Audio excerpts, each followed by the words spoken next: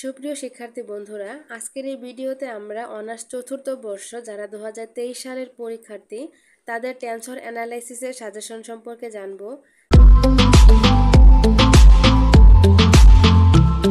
তো part B অর্থাৎ খ বিভাগ থেকে যে প্রশ্নগুলো আপনাদের জন্য খুবই গুরুত্বপূর্ণ সেই প্রশ্নগুলোর কথা কিন্তু আমি আপনাদের বলে দিচ্ছি।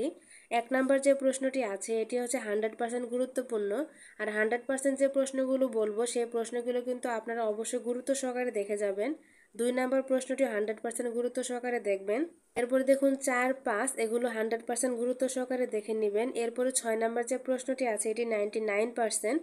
7, 8 এই দুইটি প্রশ্ন 100% গুরুত্ব সহকারে দেখবেন। 9 নাম্বারটি 99%।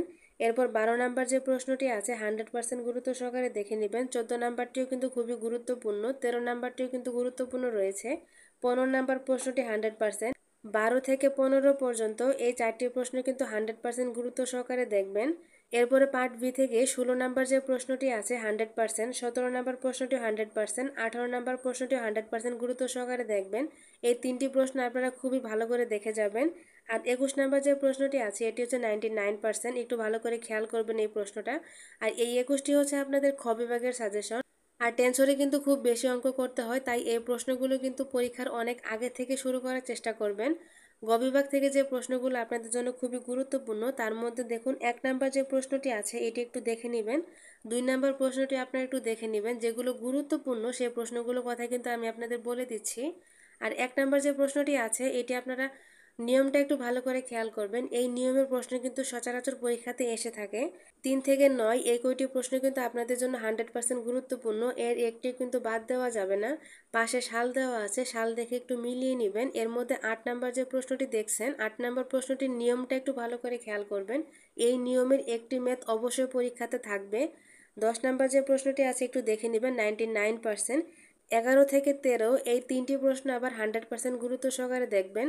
এই গ বিভাগে যে কয়টি প্রশ্ন থাকবে সেই সব কয়টি প্রশ্ন আপনারা একটু ভালো করে খেয়াল করবেন।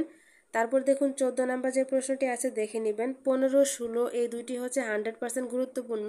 16 নাম্বার প্রশ্নটিও 100% গুরুত্ব সহকারে দেখে নেবেন। এরপর দেখুন 18 থেকে 21 যে কয়টি প্রশ্ন আছে 100%। 18 থেকে 21 সবগুলো কিন্তু উপপাদ্য। এগুলো কিন্তু আপনাদের খুবই ভালো করে দেখতে হবে, এর বাইরে কিন্তু কোনো প্রশ্ন আসবে না। 18, 19 এই দুইটি একটু ভালো করে খেয়াল করবেন, সাথে 21 নাম্বারটিও কিন্তু ভালো করে খেয়াল করতে হবে। 22 নাম্বার যে প্রশ্নটি আছে এই প্রশ্নটিরও কিন্তু নিয়মটা একটু ভালো করে খেয়াল করবেন। তারপর দেখুন 23, 24, 25 এগুলো হচ্ছে 100%, অর্থাৎ 25টি যে প্রশ্ন আছে 25টি প্রশ্নের মধ্যে কিন্তু 20টি প্রশ্ন আপনাদের জন্য খুবই গুরুত্বপূর্ণ। আর যেগুলো আমি বললাম একটু আপনারা নোট করে রাখবেন আর ভিডিওটি একটু ভালো করে খেয়াল করবেন।